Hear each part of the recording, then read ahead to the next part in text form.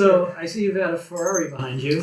Yes. I actually, growing up, one of my neighbors actually had that car, but it wasn't a real Ferrari. It was like a kit they built on top of an old Corvette or something. Yeah, I've seen some of those. So, any stories behind these pictures? Yeah, these are photos that I took. They were two of my favorite photos that I took in my work. That's awesome. This is a Ferrari 250 GTO that's worth about $50 million. 50? 50. And it's red for all the listeners out there with a white circle with a number 10 on the side. It looks like a pool, like a cue ball or something like that, right? This Yeah, what do they white call circle. them? They call them like a golf ball or something, Yeah. where they would put the number on old race cars. I forget what the term was. Hmm. But I saw this racing around at an event on a track in Canada, actually, the Circuit Mont-Tremblant.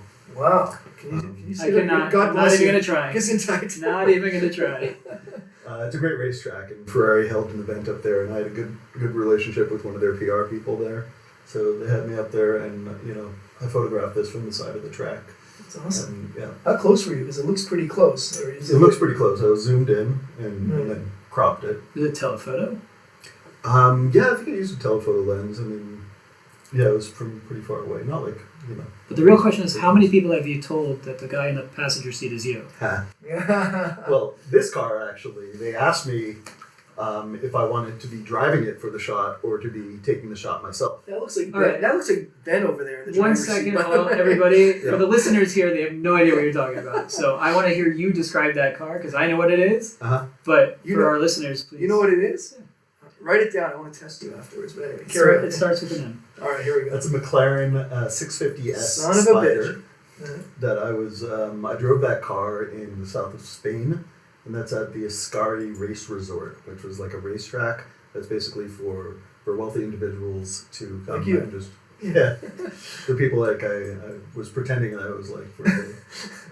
And that was fun. We were just driving that car on local roads and around that racetrack to kind of see what it could do, and then we were doing photography on the track, and they said, do you want to come along for the photo session? Do you want moving shots? Because I took a lot of static shots. Right.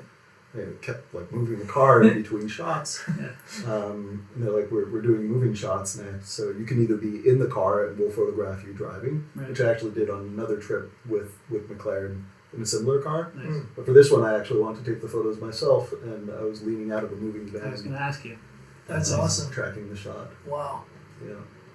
That's And great. it's orange, which is my favorite color. So It's my least favorite color.